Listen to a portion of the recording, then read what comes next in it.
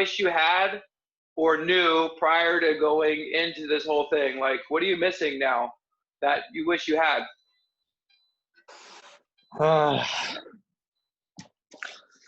Just like hobbies and just things that I like. Things that I like doing that aren't video games, and I just feel empty inside when I'm hanging around. I'm at the point I'm like, I wake up at 10:30. I'm like, why even get out of bed? Oh man, well, to be fair, that's a real question that I'm sure a lot of people have had to ask. Like, what day is it today, Koa? Thursday. I only know that. Friday. Sorry. That's what I'm saying. Like, every day is the same. Every day is Groundhog Day. Gavin, same for you? Yeah, it's my bedroom is my office, my place where I sleep, sometimes where I eat. It's just everything. Yeah. Me too.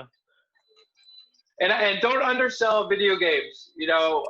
I'm not sure. I don't play any video games, but I got a feeling that people that don't play video games think they know way more about playing video games than people that play video games. And I'm curious, how much video game time do you two guys spend right now, like on average? Because I got a feeling you guys are pretty good cross section. Mm-hmm. You're playing with your buddies. You're playing with your buddies at school. I mean, it varies. Like, I really can get sick. The thing is with quarantine right now is like I can go for play 7 hours straight and then be tired of it for 2 days. Stamina. So, that's called stamina. Building up your tolerance.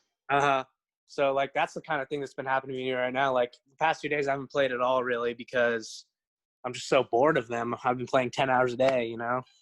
Right. Are you getting outside too? I'm getting outside. I go to the beach and stuff every once in a while, but it's a lot tougher to be doing that and get all your friends together and stuff. Oh, yeah. Well, when did you get back to town? I know you obviously were gearing up for your first ever spring season or first lacrosse season at the University of Utah. And you had gotten a couple league games in, and then everything ended, correct? Yes. Yeah, it ended while we were in New York, actually, which is the epicenter of Corona. So we were out there sketched out of our minds, like, get me out of this place. You didn't know any better, right? Everybody's telling you to get the heck out of Dodge, right? It was at the get home. Did you guys fly home together on a team charter or on one flight, or everybody got their own tickets home and out? No, we flew home together at first, and then once we got home, everyone just scattered across the country to where they live. That's cool. I'm curious what your communication's been with the coach since. Like, obviously, for some seniors, are you guys doing some awards for seniors? Are you guys recognizing stuff over time? Because this is your first chance to get to play with guys that have been there and done that, Yeah, I mean, we have meetings every week on Zoom, the whole team. But the seniors actually, because the season got canceled, they have a chance to play another year if they want to. But none of the seniors on my team chose to, because most of the seniors were like 25 or 26, old dudes. Couple Mormons, so they went on a mission and stuff, so they're very old. And they got lives to live and wives and stuff like that. They got kids too. Yeah, kids coming soon. I mean, so most of them thought it was time to move on, and other people had jobs lined up. So the seniors are pretty much out of it. We didn't really do anything. They've moved on, pretty much.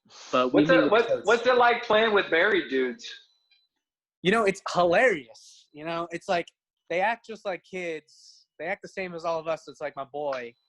And everything, and I think it's so funny. They're running around the locker room being like idiots and stuff, and they're just gonna go home to their wife after practice. So it just I found it very interesting. Well, that's the big secret. Don't let everybody know. I mean, I think being a dad's the coolest thing in the world. So yeah, it would be nice to be able to play lacrosse at your level against you and still be a dad. That's pretty cool. Yeah, my dad goals. I'm getting beat by my 6-year-old in wrestling. So it's like, I'm just hanging on. I'm just hanging Yeah. on. Yeah, we got some weirdos over in Miami that have so like during the summer, obviously you all have to live in like the same dorm for football and stuff like that. So they have all the staff, they have all the trainers, everyone's all in the same. We're all in this dormitory called Flower Hall, and Mm. it's like all the seniors, fifth-year seniors are there too. And some of them have like they have little toddlers running around. So all of a sudden you're just hanging out with like your little 18, 19-year-old like sophomore freshman buddies, and all of a sudden you see like a 2-year-old walk by with a pit bull, and you're like, what is going on here? And you're like, this is a little bit different than St. Margaret's football, but Yeah. Hey, I think St. Margaret's prepared you guys for that right away. I mean, we've had everybody you know has had kids running all over all the time. You know, Mhm.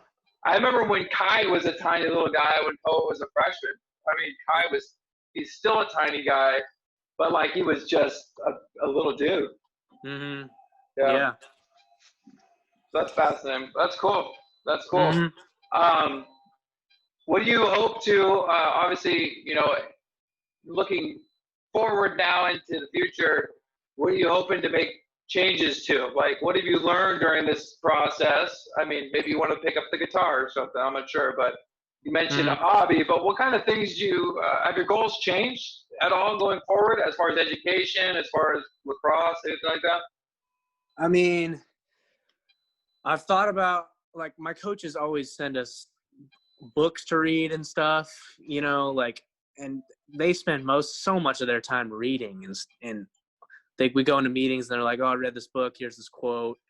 And my coaches are in pro lacrosse. They're 3 of them are pro lacrosse players. They're like the best in the game, and they're really good players, and I look up to them, and they always talk about things they learned from books. So like, I've never been a reader, but like, since it started, I've been trying to. I mean, they told us a book to read. I bought it. I've been trying to read it as much as I can, but that's something. What's the book? What's the book It's called about? Legacy. Oh Legacy by yeah, James Kerr. Yeah. that's great, about the All Blacks. Mhm.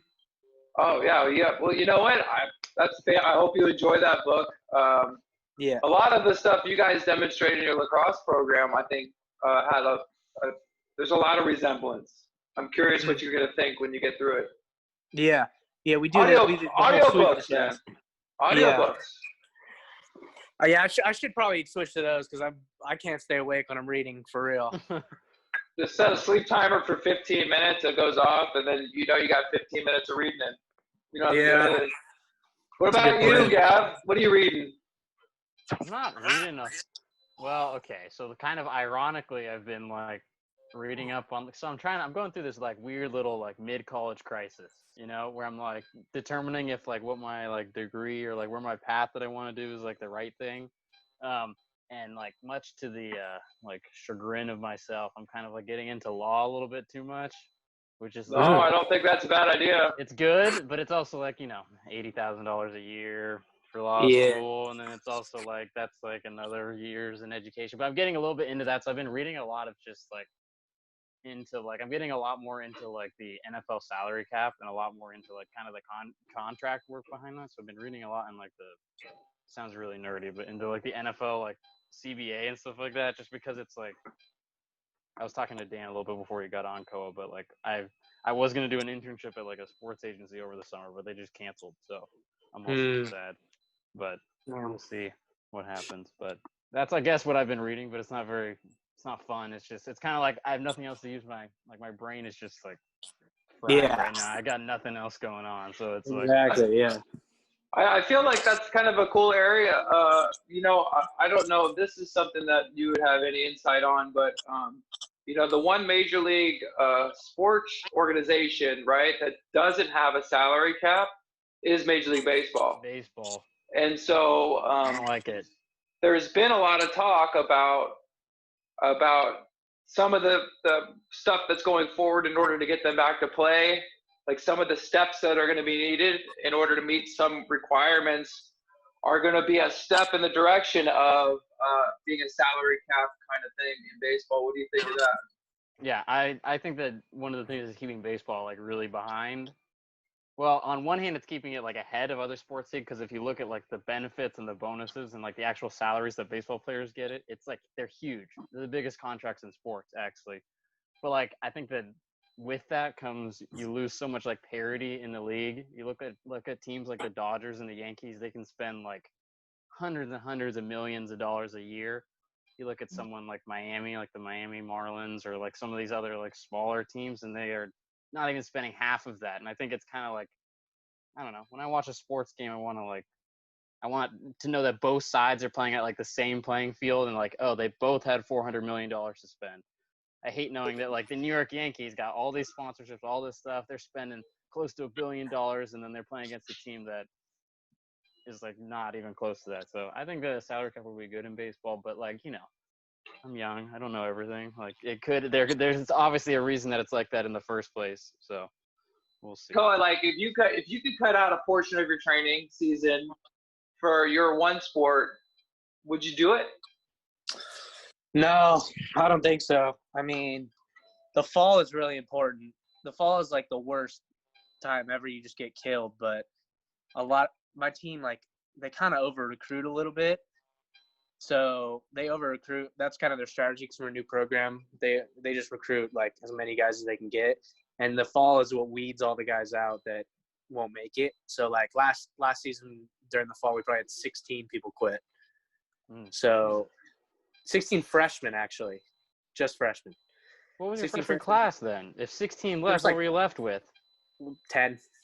These kids aren't scholarships, are they?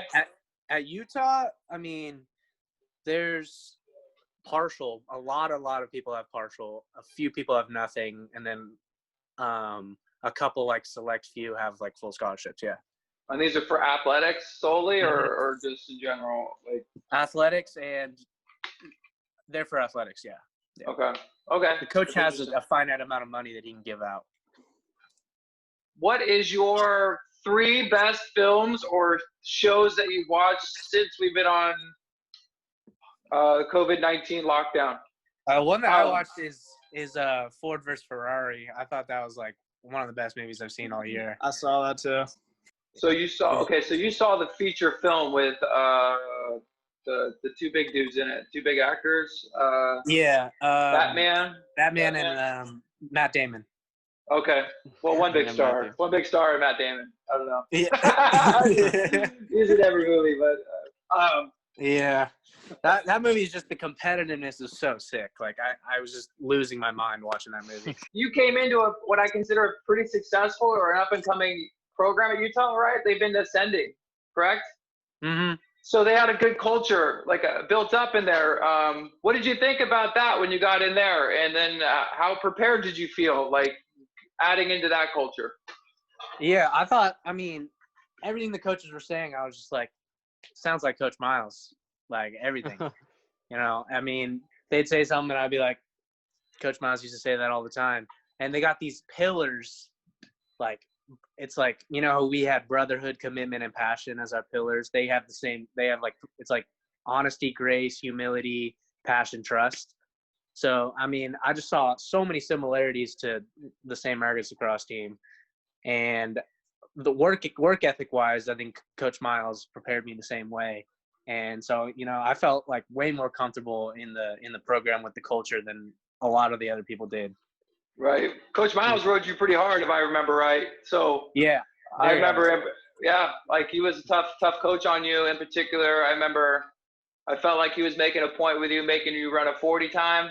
You had a lot of dings and hiccups, and I think you are a great example for a lot of people as to how to move forward, even though things aren't perfect. Yeah, thank you, Dan. Yeah, I tried my best. Yeah. Hey, that's great. And you kind of had a good time doing it too, I think. Yeah. Senior year was one of the best years of my life. I mean, everything went right that year. I think you were part of a real special group. And I think everybody here was a part of that group in one way or another, right? Like, yeah. I feel like it's a unique thing to be a part of that kind of crew. And I was very proud to be a part of that group too. So it's cool. Yeah.